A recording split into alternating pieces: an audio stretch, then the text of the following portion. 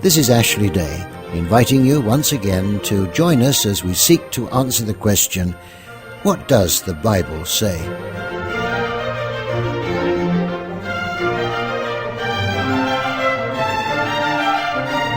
Well, this morning we shall be in chapter 9 of John.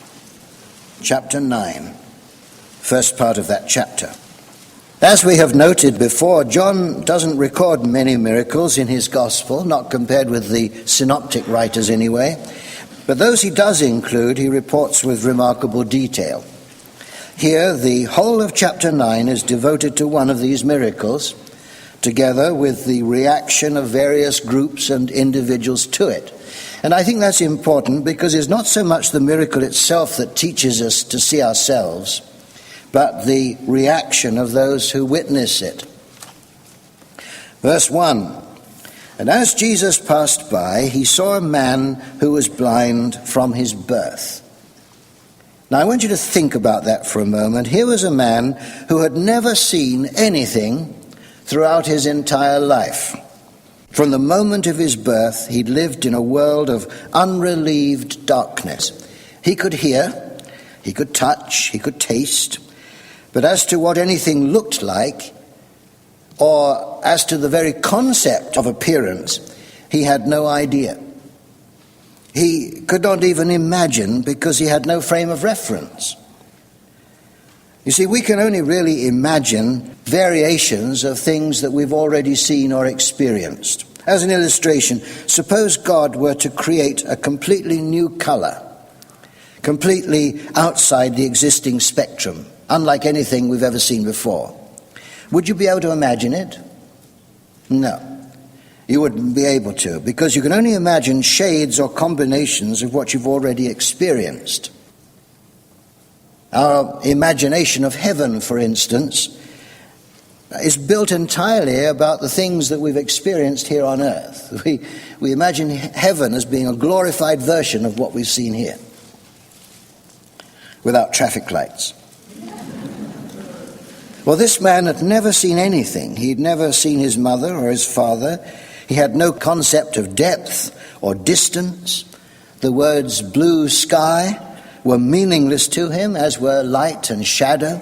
The expression on a person's face, the glories of a sunset, the myriad colors with which God has clothed the earth were terms that he had no way of identifying with.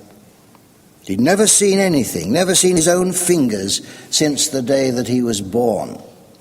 And now as he sat beside the roadside begging, because that's all he could do, in those days anyway, the sounds of a large group of people reached his ears, and as they drew level with him, there was a pause, and a strange sense that something was about to happen must have gripped his mind. We always have a presentiment when those things are about to happen. Verse 2. "And his disciples asked Jesus, saying, 'Master, who sinned, this man or his parents, that he was born blind?'" How his disciples knew that he'd been born blind, we're not told. There were many blind people in those days who'd lost their sight as the result of disease or injury or neglect, but not many who'd been born in that condition. No doubt the man was well known in the neighborhood, and maybe he'd been pointed out to the disciples by somebody who was familiar with him. I suspect that there was something noticeable about the man's face that made the nature of his infirmity obvious. But regardless of how they knew, their question was an intriguing one, because they assumed that the man's plight was the result of sin. And of course they were correct, because it was. But their concept of sin was too shallow.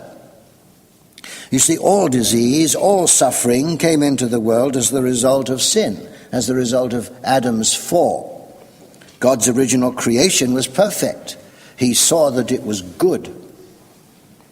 But when Adam sinned, the floodgates were open to evil of all kinds. Just as water swallows up a ship when a hole is opened in its hull, so sickness and suffering and death flooded the human race when Adam sinned. But the disciples didn't understand that. They assumed that the blind man's plight must have been caused by specific sin, and that therefore the blindness that the man had was God's judgment upon the offenders. Verse 3, Jesus answered, "Neither has this man sinned, nor his parents, but that the works of God should be made manifest to him." What did he mean? Well, there seems to be only one logical answer, and that is that God allowed this man to be born blind with a specific intention of providing a platform for the Lord's healing power. It doesn't seem very fair on the face of it, but it does provide an explanation for some of those things with which we struggle today. Nothing happens by accident. God is in control of all things, good and evil. Blindness, together with many other afflictions common to the human race, is evil because it is contrary to the original purpose of God for his creation. It came into the world as the result of original sin. Occasionally it may surface as the result of direct sin, that's true, either on the part of the parents or of the individual himself or herself, and that happens. But often, as in this case, no direct sin is involved at all. God, in his wisdom, allows it to occur in order to demonstrate his mercy and his grace. As Bishop Ryle puts it, if man had never fallen, there would have been no opportunity of showing divine mercy. But by permitting evil, mysterious as it seems, the works of grace and mercy and wisdom have been wonderfully manifested to all his creatures. Verse 4, Jesus continues, "I must work the works of him that sent me while it is day. The night comes when no man can work. As long as I am in the world, I am the light of the world." Now, a quick reading of these verses gives the general sense of what Jesus said, doesn't it?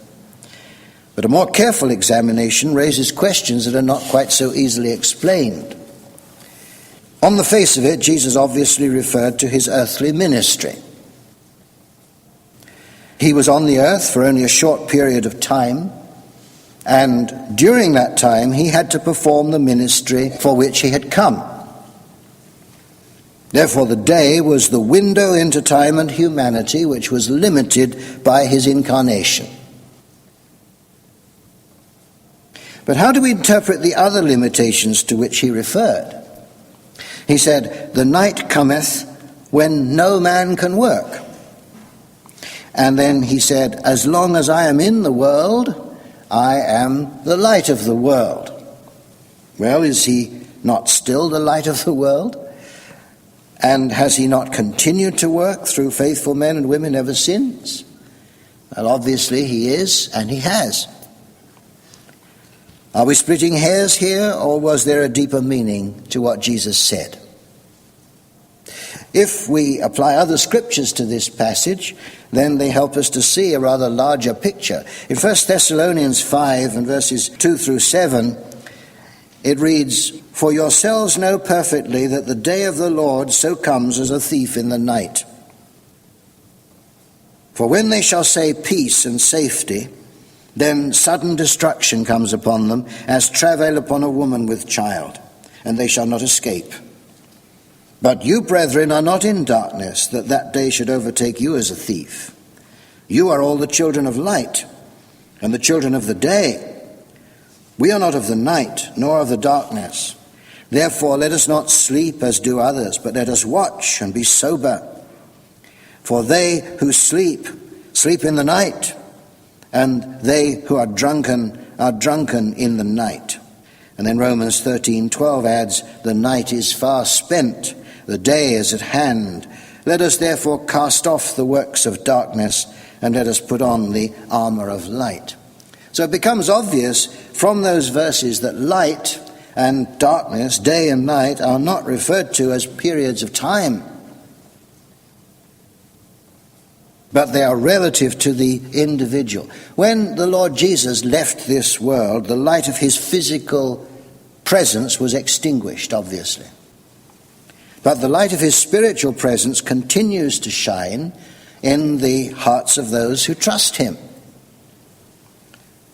In fact, he told his followers that after he left and returned to the Father, that they would actually do greater works than he had done, and in some cases they did. As we saw in John chapter 3, the present world lies in darkness, and men prefer not to come to the light lest their deeds are approved. But one day, the darkness itself as an entity will be banished forever, and the pure light of his presence will be triumphant. Verse 6.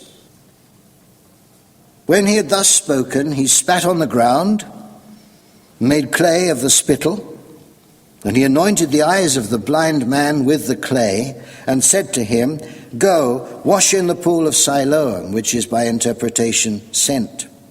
He went his way, therefore, and washed, and came seeing. That was the miracle itself, just 2 verses out of 41. The other 39 verses describe the people surrounding it and their reaction to it. It seems obvious from those verses that the conversation between Jesus and his disciples took place in the man's presence. He'd therefore been a witness to their conversation about him, and I wonder what he thought as he heard them speak. But then, without any warning or explanation, and he couldn't see what was happening anyway, he had felt the warm mud being smeared across his sightless eyes. You don't normally go up to a complete stranger and slap mud on their faces. Were they making fun of him? He didn't know.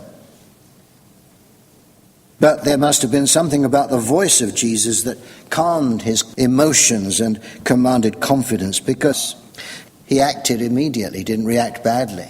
Perhaps he remembered Naaman, the Syrian, who had been cured of his leprosy when Elisha told him to go and wash in the Jordan. We don't know. But the blind man was willing to do what Jesus said. And without a word, he obeyed. Now, probably Jesus and his disciples were still in the vicinity of the temple. And the pool of Siloam is situated on the far end of the city of David. Not very far for you or for me to walk, but a long way for a blind man. And yet, without a word, he got up, and probably led by an obliging friend, he went and did what Jesus had told him to do. It was a risk, because it may not have worked, as far as he knew. But he did it in obedience to the Lord. That was faith. Can you imagine the impact that it had on that man's emotions as the light of day first flooded into his brain? My father used to tell the story of a young soldier who shared his ward in a military hospital during the First World War. They'd both been wounded, and the soldier beside him had lost his sight. Apparently, it was some kind of nerve blindness, because he suddenly shouted at the top of his voice in the middle of the night, "Nurse, I can see! Nurse, I can see!" You see, he knew what he'd lost, but this man had no idea. No idea.